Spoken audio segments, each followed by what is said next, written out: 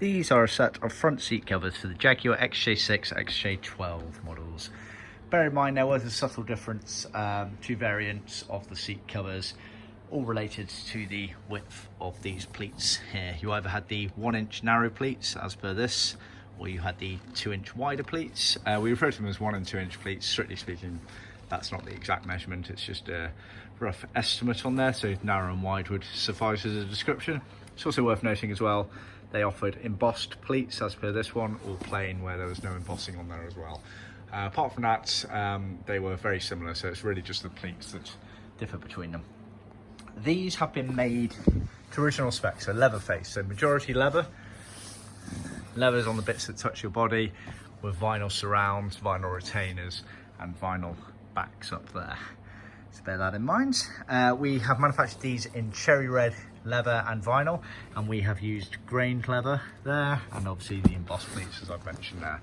So this kit here consists of a pair of cushion bases, bit your bum goes on, and a pair of backrests, and then loose materials for the backrest backs. Bear in mind the headrest covers are sold separately, so we do include them in the trim kits as per the seat covers as well, but we do actually sell on an individual basis the headrest covers on separately. So the cushion bases, out of all of our seats, they are genuine tuck and roll pleats,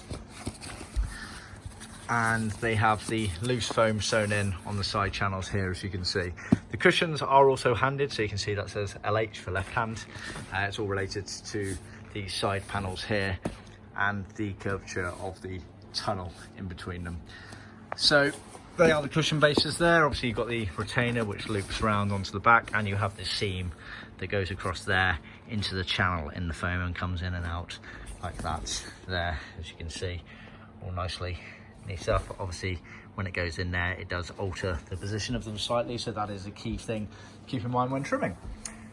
Backrests, again, you still have this seam going across here, genuine tuck and roll pleats.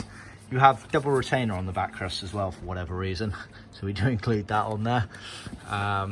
And these side panels there have foam elements on most of it, but not all of it. You can see there the line drawn for where we stop. On the backrest as well, we also include the scrim for attaching into the foam sections of the seats. And it's also worth noting as well that the piping changed in thickness on different areas of the seats, and we do all of that correctly. So this section here on the backrest is the fatter piping.